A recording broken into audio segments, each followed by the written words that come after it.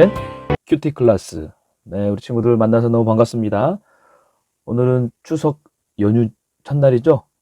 그래서 좀 마음 편안하게 또 좀 쉬는 마음으로 우리 또 큐티 같이 편안하게 했으면 좋겠어요. 예레미야 39장 1절에서 18절까지 말씀인데 제목은 하나님 가라사대. 어디서 많이 들어본 말 같지 않아요? 가라사대. 네, BY의 가라사대 노래에서 아마 많이 들었을 거예요. 가라사대라는 말은 잘 사용하지 않는 단어인데 말씀하시되라는 뜻을 갖고 있어요. 하지만 뭐 BY가 가라사대 이 노래로 많은 사람들에게 굉장히 친근하게 전달해 줬죠. 근데 가사를 살펴보면 마치 주문처럼 생각할 수도 있기에 조금은 주의가 필요합니다. 여하튼 가라사대 자체는요 큰 영향이 없어요. 그냥 뜻은 말씀하시되. 자, 근데 무엇이 중요하냐? 누가 가라사대를 했느냐, 말씀했느냐가 중요하다는 거예요. 신앙이냐면 하나님이 가라사대 할 때 바로 그 하나님에게 귀를 기울이는 그러한 자세가 필요하다는 거예요. 왜냐하면 그 말씀은 반드시 이루어질 것이기 때문이에요. 바로 오늘 말씀이 반드시 이루어지는 하나님 말씀에 관한 이야기로서 예루살렘의 멸망에 관한 이야기를 우리 가운데 하고 있습니다. 이것은 예레미야를 통해서 계속 하나님이 남유다 예루살렘은 바벨론에게 멸망할 것이다. 그러므로 너희는 나를 의지하고 다른 주변 강대국을 의지하지 말고 믿지 말고 나를 의지하라고 말하지만 그들은 듣지 않았다는 거죠. 결국 그들의 역사의 끝을 그들 스스로가 이제 맞이하게 되는 거죠. 지금까지 이스라엘이라는 한 나라의 역사를 보여주는 것만 같지만 예레미야를 통해서 우리가 반드시 깨달을 것을 하나님 우리 가운데 말씀하고 있어요. 그게 무엇이냐면 바로 하나님만을 내가 의지하고 있는가, 하나님의 인도하심을 내가 신뢰하는가, 그리고 하나님의 말씀에 내가 순종하는가. 예레미야 선지자는 좀 전에도 이야기했지만 이 시드기야 왕 때까지 어쩌면 그 전에 16대 왕인 요시야 때부터 하나님의 말씀을 사실은 계속 전하고 있었어요. 하지만 왕들은 17대, 18대 왕은 듣지 않았어요. 17대의 여호와야 하스 왕도, 18대 여호와 김도 듣지 않았다는 거예요. 결국 19대 왕인 시드기야도 듣지 않는 거예요.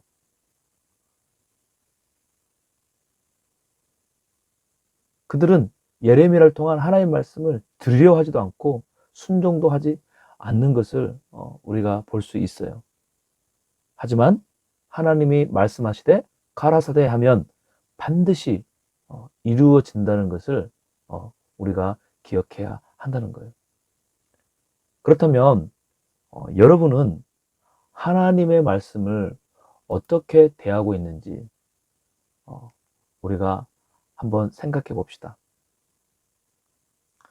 오늘 남유다 19대 왕인 시드기야는 하나님의 말씀을 듣고도 무시했어요. 왜요? 자신의 생각과 다르기 때문에.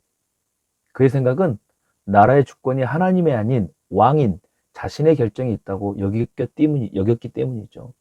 결과적으로 어떻게 됐죠? 그는 남유다의 마지막 왕으로 기억되고 말았다는 거예요. 자, 우리 2절 말씀입니다. 그리고 시드기야 11년 넷째 달 그달 9일에 그 성읍이 함락되었다. 이 성읍은 어디를 말하는 거예요? 바로 예루살렘을 말하는 거예요. 누구에 의해서요? 바로 바벨론이라는 나라에 의해서. 이건 누누이 예레미야를 통해 하나님이 말씀하셨던 바로 말씀이거든요. 예언이거든요.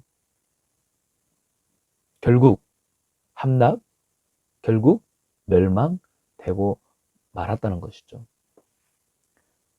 그리고 그의 가족은요, 몰살당하고 그를 따르는 사람도 모두 죽임을 당합니다.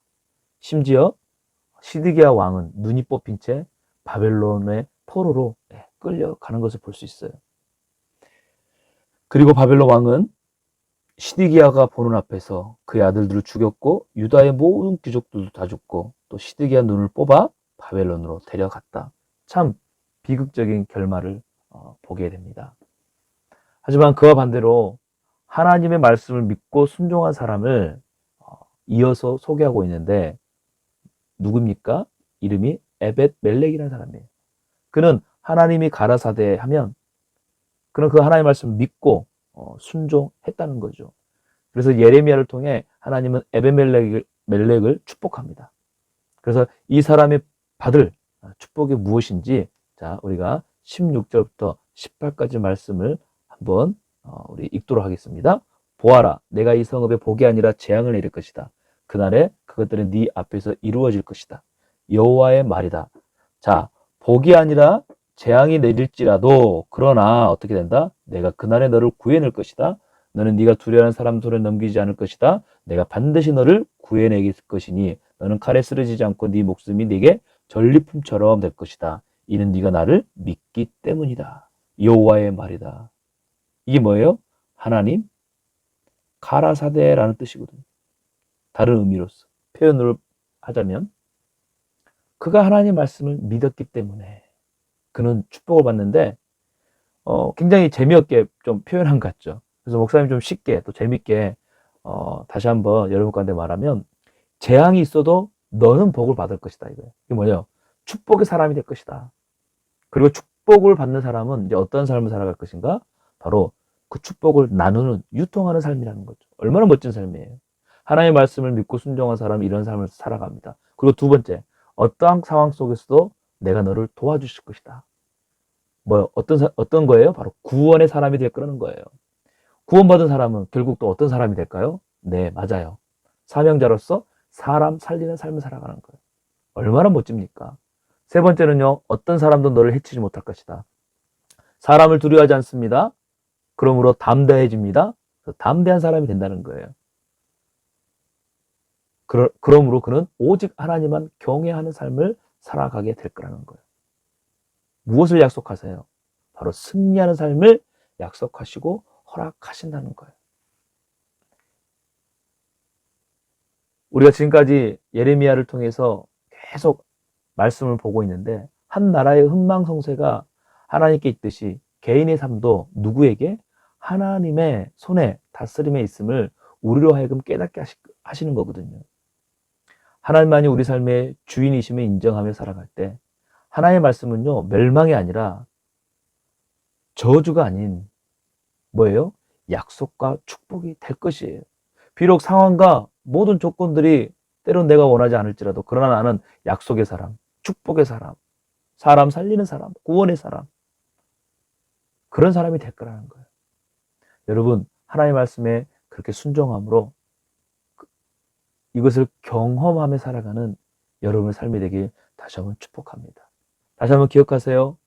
하나님의 말씀, 하나님이 가라사대 할 때 우리는 귀를 기울이고 그 하나님의 말씀을 믿고 순종하며 나아갈 때 우리는 어떤 사람이 된다? 첫째, 축복의 사람이 된다. 둘째, 구원의 사람이 된다. 셋째, 오직 하나님만 경외하는 사람이 된다. 그런 모든 친구들에게 다시 한번 축복합니다. 기도하겠습니다. 하나님, 하나님의 말씀하시면 반드시 이루어지는 그 일들을 오늘 말씀을 통해서 저희들이 보게 됩니다. 언제나 하나님 말씀하실 때 듣고 순종하는 우리 모든 친구들의 믿음이 되게 하시고 말씀이 이루어지는 그러한 경험을, 신앙의 경험을 하는 또 우리의 삶이 되게 하옵소서. 예수님의 이름으로 기도합니다. 자, 우리 다음 주에 또 다시 만나길 기대하면서 여러분 추석 동안에 좀 쉬면서 가족과 함께 즐거운 시간 보내고 또 충전돼서 우리가 또 주일날 만났으면 좋겠어요. 자, 정리하자면 우리 푸초 온라인 예배가 없다는 거예요. 알았죠? 자, 1부 또는 2부 예배 때 우리가 다시 만나면 좋을 것 같아요. 자, 그러면 큐티 클래스는 다음 주 수요일날 만나기로 약속하며 안녕.